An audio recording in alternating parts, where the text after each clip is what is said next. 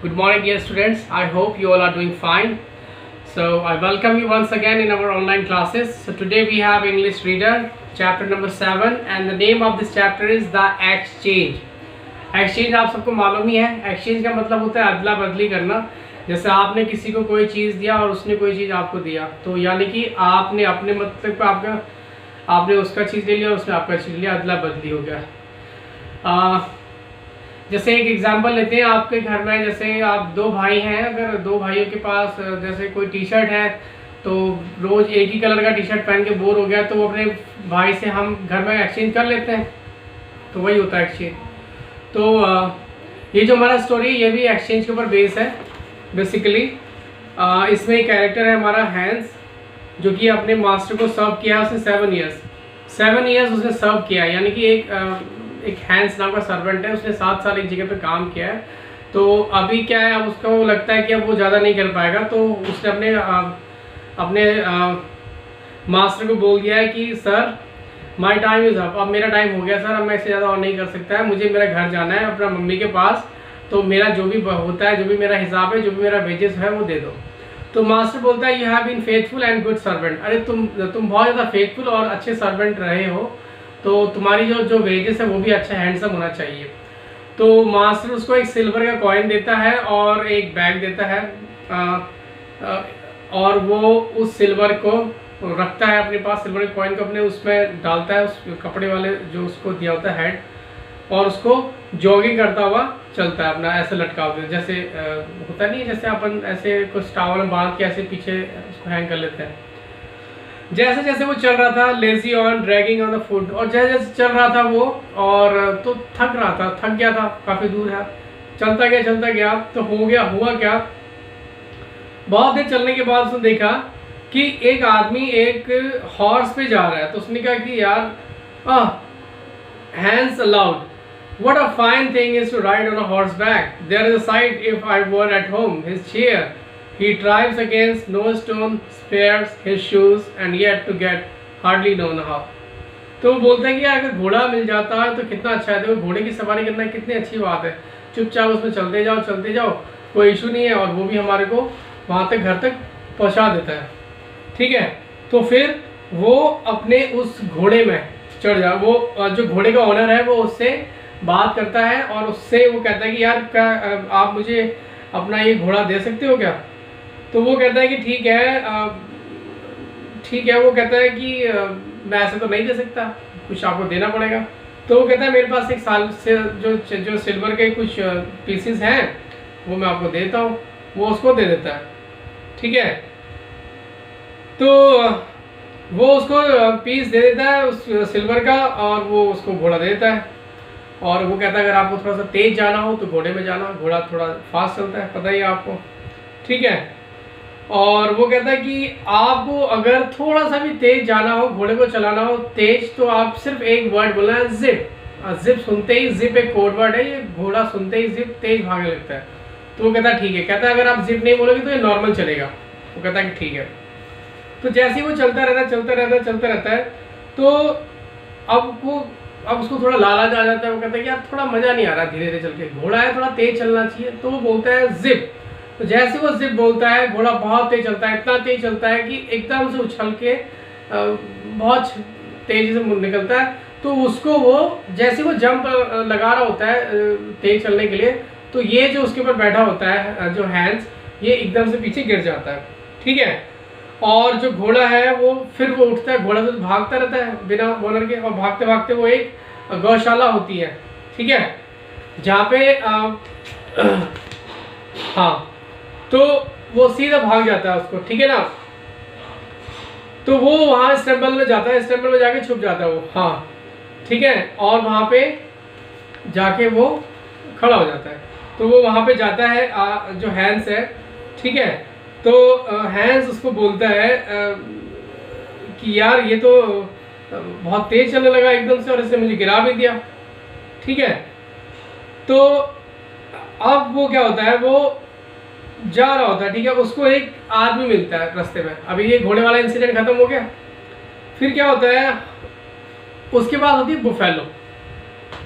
तो वो कहता है बुफेलो कितनी अच्छी चीज़ है, ये बुफेलो तो कम से कम ये घोड़े की तरह तो नहीं है, कम से कम वो कहता है इसका दूध अगर मुझे रोज़ पीने को मिले तो उससे क्या होगा, मेरी हेल्थ अच्छी हो जाएगी, मैं बहुत अच्छा हो जाऊँगा, मेरे घर वाले खुश हो जाएंगे, मेरी मम्मी भी खुश हो जाएगी। रोज़ दूध खाना है, रोज़ मक्खन खाना पड़ेगा, मज़ा आ जाएगा। ठीक है, तो वो कहता है मुझे भैंस पसंद है, तो वो कहता है कि क्या आप मुझे अपनी बुफेलो दे सकते हैं, आप इसके बदले मेरा घोड़ा ले लीजिए। वो उसको घोड़ा दे देता है और उससे भैंस ले लेता है। तो अब जैसे ही जो बुफेलो है, बुफेलो चलने लगती है, तो थोड़ी देर बाद क्या होता है, और अब क्या होता है धीरे धीरे उसके रास्ते में बहुत सारे लोग मिलते रहते हैं, तो वो सबसे कुछ ना कुछ एक्सचेंज करता रहता है, कभी किसी से कुछ एक्सचेंज कर लेता है, कभी कुछ मिलता है। ठीक है, और सबसे अपनी वो जो चीज़ें बदलता रहता है, एक्सचेंज करता रहता है। लास्ट में हंस जो हैंस होता है उसके पास आता है एक डक आता है, डक एक बतख।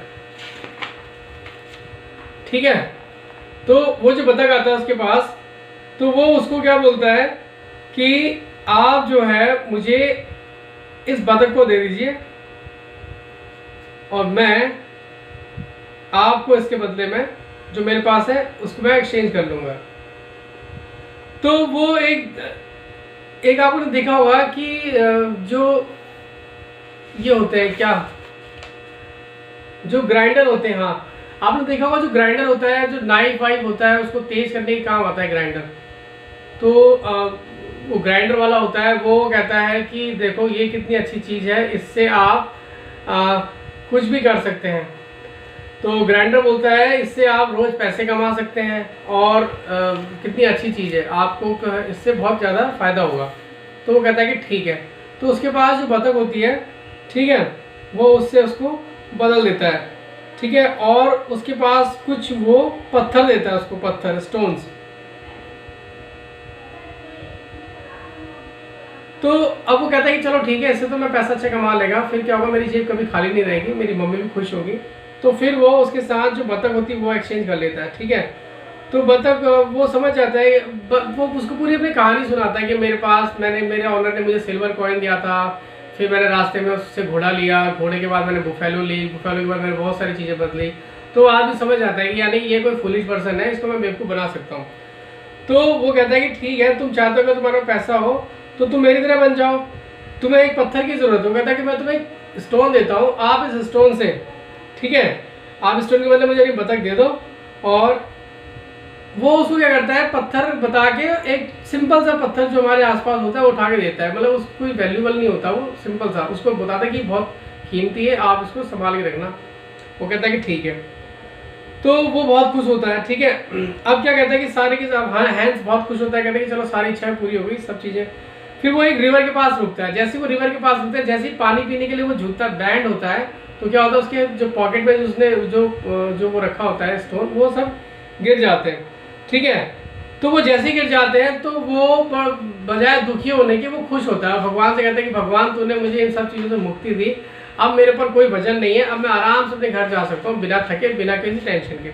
और फिर वो चुपचाप घर चले जाता है और भगवान से बोलता है, भगवान तुमने कितना अच्छा किया, मैं कितना लकी पर्सन हूँ, मैं कितना भाग्यशाली हूँ कि मेरा सारा बोझ खत्म हो गया। और वो अपने घर जाता है और अपनी माँ से मिलता है, बहुत खुश होता है।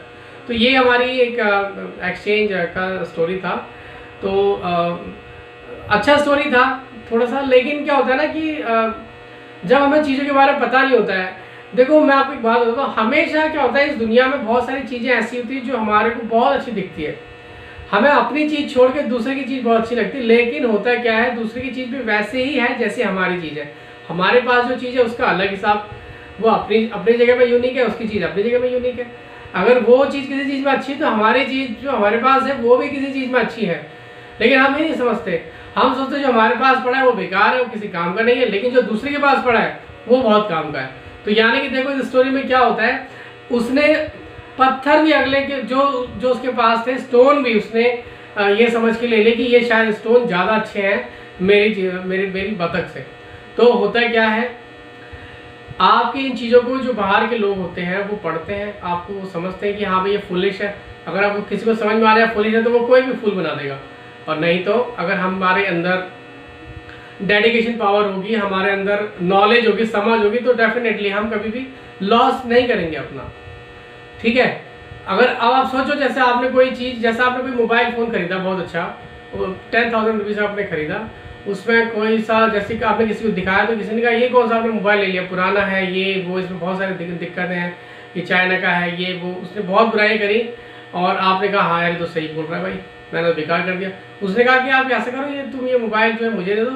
अब आपने 10,000 का लिया, उसने कहा यार इसको कोई भी नहीं लेगा तुमसे, 1,000 रुपीज़ का ले लो आप। तो आपने उसकी बात में विश्वास कर लिया और उसको 1,000 का दे दिया। तो इसमें किसका नुकसान हुआ? हमारा ही नुकसान हुआ। और कितना नुकसान हुआ? 9,000 का नुकसान हमें हुआ यहाँ पे। तो यानी कि हम जब एक्सचेंज करते हैं तो हमें नॉलेज भी होनी चाहिए चीज़ों की। और दूसरा, हम कोई चीज़ ले रहे हैं, जो चीज़ हम ले रहे हैं हमें उसके बारे में पता होना चाहिए। जो चीज़ मैं लेने जा रहा हूँ इसके भी इफ एंड बट्स क्या हैं, इसको भी देखना पड़ेगा। अब मैं कोई ऐसी चीज़ ले लूँ, मैं जहाज़ ले लूँ, अब जहाज़ का मैं क्या करूँगा? मैं पहली बार मैं उसे कहाँ रखूँगा, कहाँ, और दूसरी बात मैं उसे चलाऊँगा कैसे? तो अब कोई मुझसे कहे कि भाई आपको ऐसी बात है, मुझे कोई इमरजेंसी है, आप ये ले लो। और मैंने कहा कि यार मेरे पास तो कुछ नहीं है, मेरे पास इतना ही। उसने कहा कोई बात नहीं, जितना आपके पास है उतना ही दे दो।